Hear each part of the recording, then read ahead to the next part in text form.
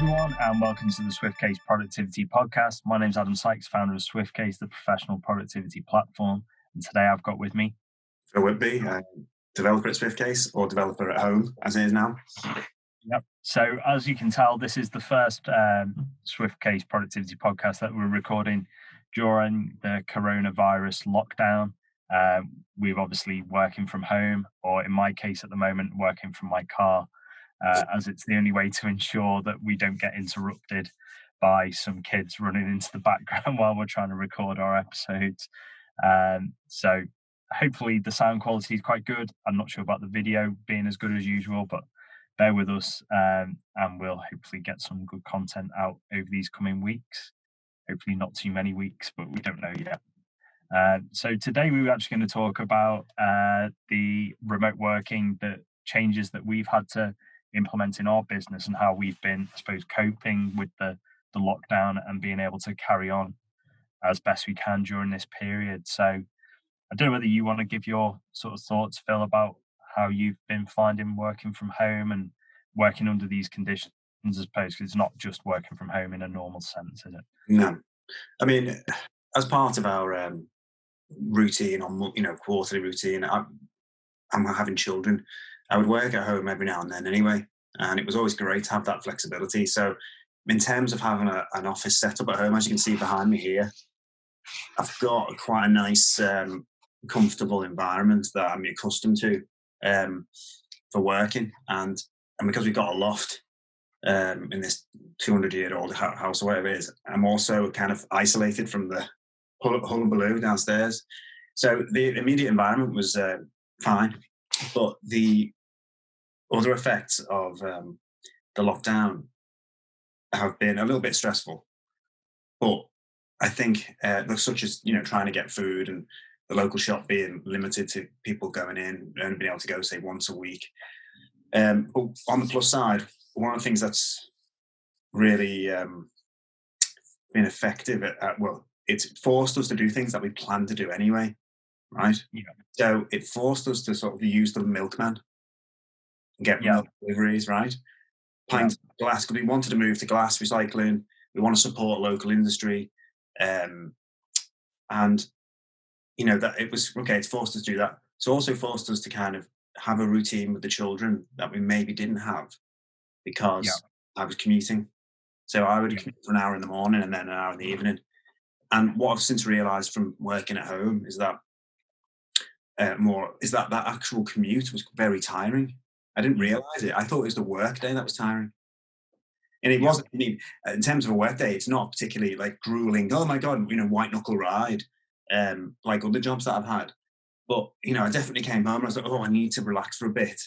But I think it was probably because of the smog and being in a petrol car and enduring, and having to concentrate in that way for 2 hours was having negative. So I've lost that, and that's been a real gain for me to be able to go to work at 9 o'clock. Down for lunch, and now we've got this routine where we have dinner together, we have breakfast together, we have lunch together, and I think it's really helped. In those ways. So there's been negatives and positives. I mean, the overarching negatives are much more potentially, damaging and negative, but there are definitely some positives to be gained from being put in this position and forced to think of new ways of working. Yeah, I think I like to take the same approach. I mean, I like to try and find, I suppose, looking for opportunities and positives and so on. That I already work from home most of the time and would come into the office maybe once or twice a week at most, just to kind of either record the podcasts or see how things are going, catch up with various members of staff or whatever. But so I was already used to working from home, but it's a very different environment. The main change was my son is normally at school, now he's home. So whereas my two youngest would always be there, they kind of still have naps, and you can kind of they're easier to control than say my son might be, from running in the room and asking me some question about something he's looking at the time or whatever. So it has changed. So I've taken approach of splitting up the day. So I work very early on in the morning, get some work done, then sort of late morning I can kind of see the children and help getting them have their bath and so on, and before they have their nap, and then do a bit more work during their sleep time, which is when I'm recording this podcast. And then this afternoon we'll do some work with my son, like little bits of worksheets. He's only reception age, but Mm. do a few worksheets and go through that. And then I'll work later on at night as well. So it's kind of made me change my day into three parts with bits of time with the family in between. It's also made me want to build my office in the garage, which I've been meaning to do for a while, so that I've got a dedicated space rather than just a desk. Um, so yeah, so it has made me change my day around.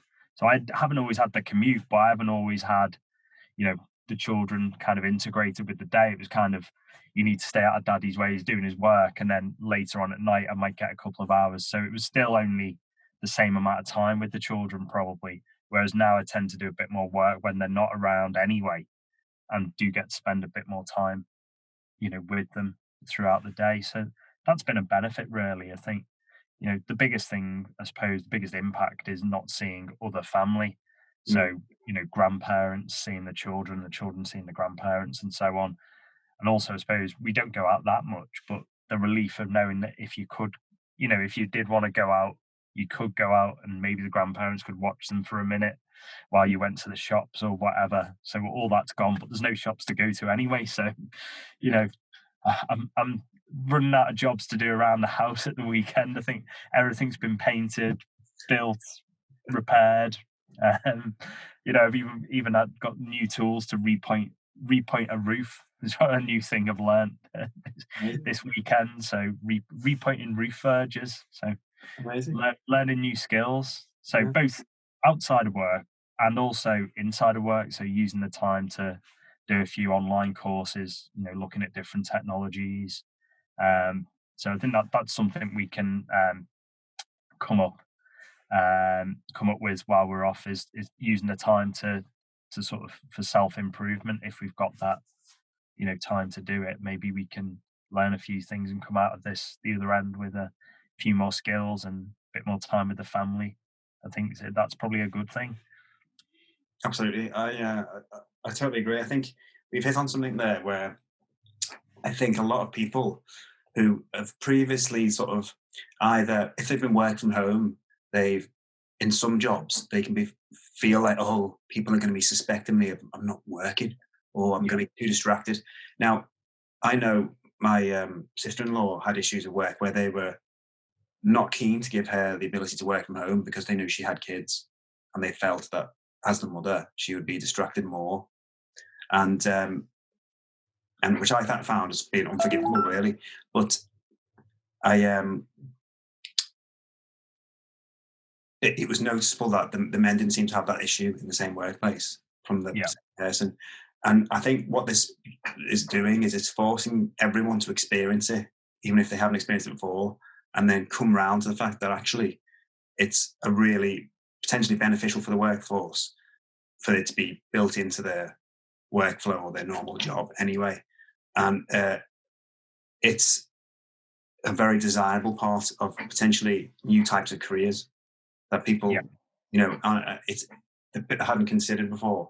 In some areas that people would never have considered working from home as an option, now it might become this um, uh, sellable point for yeah, companies, who traditionally all work closely in offices and things like that.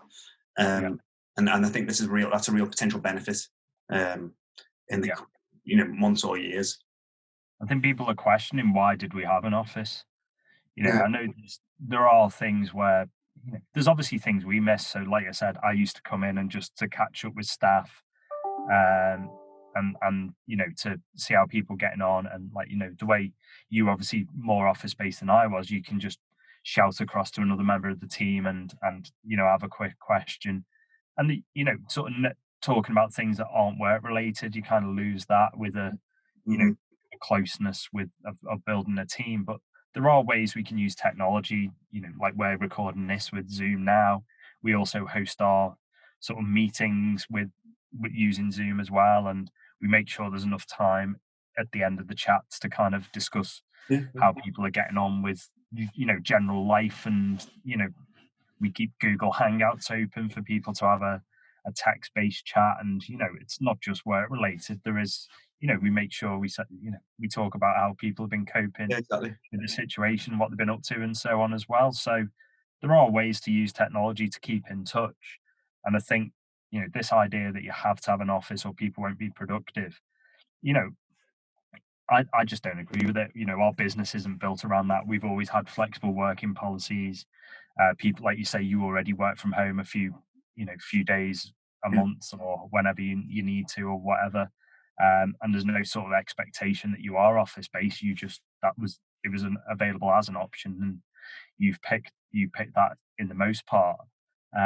So I think people will start to realize that maybe some of the reasons why they had against working from home, they just evaporate. And I think yeah, yeah. you picked up a key point, was the commute. You think you spent 2 hours a day that you weren't paid for, really. I know Mm, salary, you're not paid an hourly rate, but salary wise, we don't say you get paid for your commute. mm, But that was always part of your work day. You've immediately gained back 2 hours of your day for your own time through not having to commute. And you can just go into work without that stress whenever an hour later than you would have set off exactly. for getting into work, and feeling much more calm Definitely. despite the current situation going on, around the world and around us. But other than that, in any other normal time, you've reduced stress, you've saved 2 hours a day. I mean, how can that not be more productive? Exactly. Well, it's just the knock-on effect of that as well, because it means my wife is less stressed having to take over 2 hours of childcare at the tough parts of the day. Yeah, So there will be positive net knock-on effects for the majority of people working from home. yeah. So I think what we'll do is we'll leave it at this in this episode, and we'll pick this up again in the next episode. So you've been listening to the SwiftCase Productivity Podcast. My name's Adam Sykes, founder of SwiftCase. If you want to know anything more about what we do, then head over to www.swiftcase.co.uk. Or if you want to check out any of our social media, we're on pretty much all the social media channels at SwiftCase UK. Yeah, don't forget to leave a comment down below about your experiences with the coronavirus lockdown. We'd love to hear some of those. Yep. And if you like this content, click the subscribe button and click the little bell to get notified when more content's available. And we'll see you again next time. Thanks for listening.